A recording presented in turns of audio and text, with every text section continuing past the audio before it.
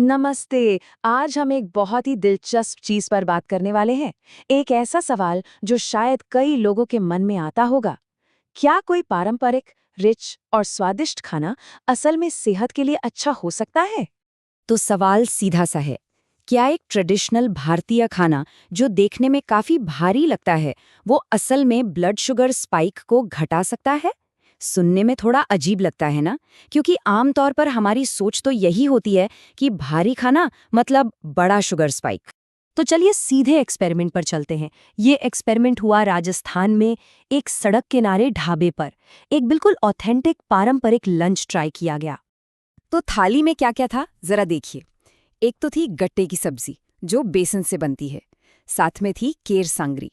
और हाँ, घी लगी हुई 2 रोटियां और साइड में थोड़ा सा प्याज। अच्छा, अब बात करते हैं स्वाद की। ये खाना ना खट्टा भी था, मीठा भी, नमकीन भी, और हाँ, जितना सोचा था उससे कई ज्यादा मसालेदार। मतलब सारे फ्लेवर्स का एक धमाका था, जिसने इस पूरे एक्सपेरिमेंट को और मजेदार बना दिया। खाना तो खा लिया, स्वाद भी कमाल का था। पर अब बारी थी असली चीज की, रिजल्ट की। कंटिन्यूअस ग्लूकोज मॉनिटर क्या कहता है? इस खाने का ब्लड शुगर पर आखिर असर क्या हुआ? और जो नतीजा आया वो सच में हैरान करने वाला था।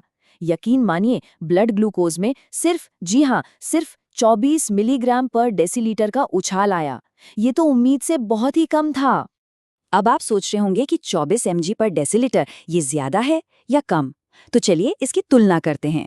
अगर एक नॉर्मल घर का बना खाना खाया जाए तो उससे करीब 40 mg पर डेसीलीटर का स्पाइक आता है, और इस राजस्थानी खाने से सिर्फ 24, मतलब लगभग आधा। ये वाकई कमाल है। तो अब सबसे बड़ा सवाल, ये हुआ कैसे? इतना रिच दिखने वाला खाना और इतना कम शुगर स्पाइक। चलिए इस थाली को थोड़ा और गहराई से समझते हैं और इसके पीछे की साइंस को डिकोड करते हैं। देखिए, सारा खेल है कॉम्बिनेशन का। गट्टे की सब्जी में क्या है? प्रोटीन और फाइबर। केर सांगरी, उसमें भी ढेर सारा फाइबर है। और रोटियों पर जो घी लगा है वो है फैट। तो प्रोटीन, फाइबर और फैट, ये तीनों मिलकर कार्ब से आने वाली शुगर को बहुत धीरे धीरे रिलीज होने देते हैं। यही है इसका सीक्रेट। अच्छा, तो स्पाइक तो कम था, ये तो समझ आ गया। पर कहानी यहीं खत्म नहीं होती। असली फायदा तो इसके बाद शुरू हुआ। मतलब इस खाने का जो असर अगले 4 घंटे तक रहा, वो देखने लायक था। हुआ ये कि खाना खाने के बाद अगले 4 घंटों तक एनर्जी एकदम स्टेबल रही। कोई सुस्ती नहीं, कोई एनर्जी क्रैश नहीं, और सबसे बड़ी बात, दोबारा भूख भी नहीं लगी। एकदम पेट भरा हुआ महसूस हो रहा था। और जानते हैं, असली सीख यही है। जब पेट लंबे समय तक भरा रहता है तो बीच बीच में स्नैकिंग करने का मन नहीं करता। और जब स्नैकिंग नहीं होती तो ब्लड शुगर बार बार ऊपर नीचे नहीं होता, वो स्टेबल रहता है, जो लंबी दौड़ में सेहत के लिए सबसे अच्छी चीज है। तो ये पूरा एक्सपेरिमेंट हमें एक बहुत बड़े सवाल पर लाकर छोड़ देता है।